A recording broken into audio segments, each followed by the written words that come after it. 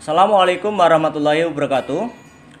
Selamat pagi semuanya, semoga kita selalu sehat. Jumpa lagi dengan saya Pak Eko dalam pelajaran geografi.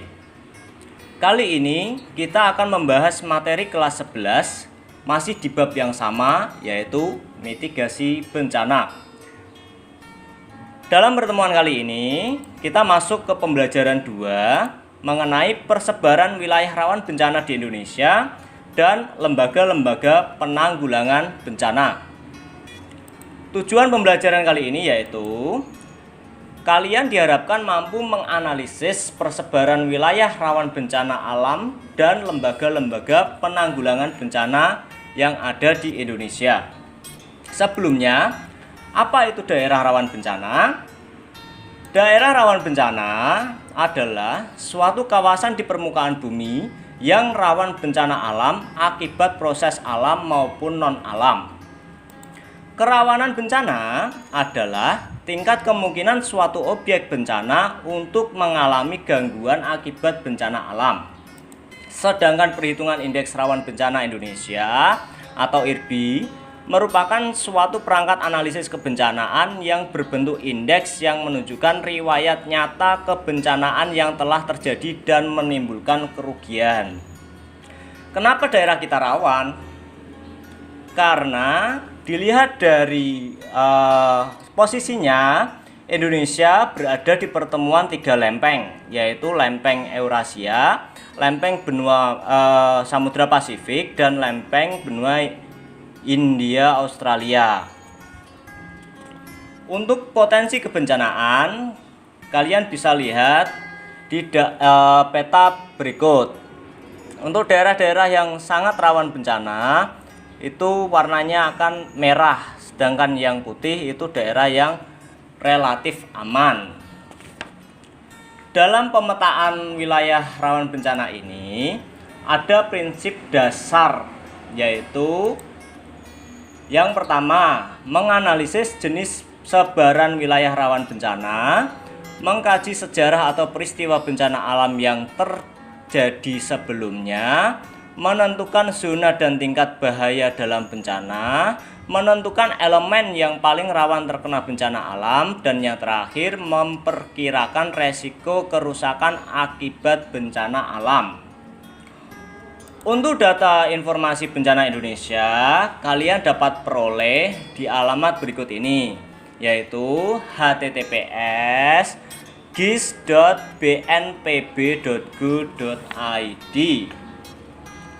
Nah, untuk bencana di Indonesia ini ditangani oleh lembaga-lembaga, baik itu yang sifatnya milik negara maupun sifatnya milik swasta.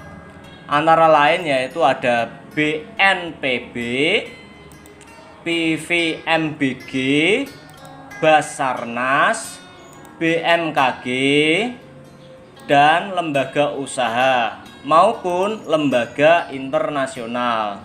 Kita akan bahas satu persatu apa sih tugas dari masing-masing lembaga di atas. Yang pertama, BNPB. Tugas BNPB yang pertama yaitu memberikan pedoman dan pengarahan terhadap usaha penanggulangan bencana yang mencakup pencegahan bencana, penanganan tanggap darurat, rehabilitasi, dan rekonstruksi secara adil dan setara. Yang kedua, menetapkan standarisasi dan kebutuhan penyelenggaraan penanggulangan bencana berdasarkan peraturan perundang-undangan. Yang ketiga, menyampaikan informasi kegiatan penanggulangan bencana kepada masyarakat. Yang keempat, melaporkan penyelenggaraan penanggulangan bencana kepada Presiden setiap sebulan sekali dalam kondisi normal dan setiap saat dalam kondisi tanggap darurat. Yang kelima, menggunakan dan mempertanggungjawabkan sumbangan atau bantuan nasional dan internasional. Yang keenam, mempertanggungjawabkan penggunaan anggaran yang diterima dari APBN. Yang ketujuh, melaksanakan kewajiban lain sesuai dengan peraturan perundang-undangan. Dan yang terakhir yaitu menyusun pedoman pembentukan Badan Penanggulangan Bencana Daerah. Selanjutnya yang kedua yaitu PVMBG atau Pusat Vulkanologi dan Mitigasi Bencana Geologi. Lembaga ini mempunyai tugas melaksanakan perumusan kebijaksanaan, bimbingan teknis, dan evaluasi di bidang vulkanologi dan mitigasi bencana alam geologi. Jadi tugasnya itu tentang bencana alam yang berkaitan dengan gunung meletus dan pergerakan lempeng bumi. Lembaga ini bertujuan mengelola informasi potensi kegunung apian dan pengelolaan mitigasi bencana alam geologi. Sedangkan misi yang diemban adalah meminimalisasi korban jiwa dan kerugian harta benda dari bencana geologi. Yang ketiga yaitu Basarnas atau Badan SAR Nasional. Tugasnya yaitu penanganan musibah pelayaran atau penerbangan dan atau bencana dan atau musibah lainnya dalam upaya pencarian dan pertolongan saat terjadinya musibah. Tentu kalian tidak asing ya, setiap kali ada bencana ini seringkali Basarnas langsung turun tangan. Yang berikutnya yaitu BMKG. Tugasnya melaksanakan tugas pemerintah di bidang meteorologi, yaitu cuaca, klimatologi, iklim, kualitas udara, dan geofisika sesuai dengan perundang-undangan yang berlaku. Biasanya ini menyiarkan tentang keadaan cuaca saat ini, yaitu BMKG ya. Misalnya hari ini mendung, hari ini hujan, hari ini akan terjadi badai, yaitu adalah tugas dari BMKG. Berikutnya yaitu lembaga usaha. Ini tentu saja milik swasta. Lembaga usaha ini mendapatkan kesempatan dalam penyelenggaraan penanggulangan bencana baik secara tersendiri maupun bersama-sama dengan pihak lainnya. Jadi kalau kalian mempunyai lembaga usaha itu diperbolehkan, diberikan kesempatan untuk ikut serta dalam menangani bencana. Dan yang terakhir yaitu lembaga internasional.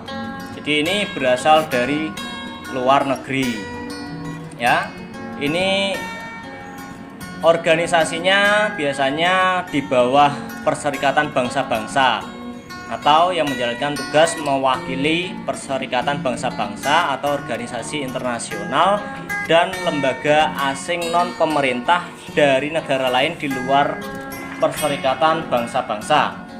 Nah, itu saja untuk pertemuan kali ini ya. Jadi dua tadi, yang pertama yaitu wilayah rawan bencana yang ada di Indonesia dan lembaga-lembaga yang menangani bencana.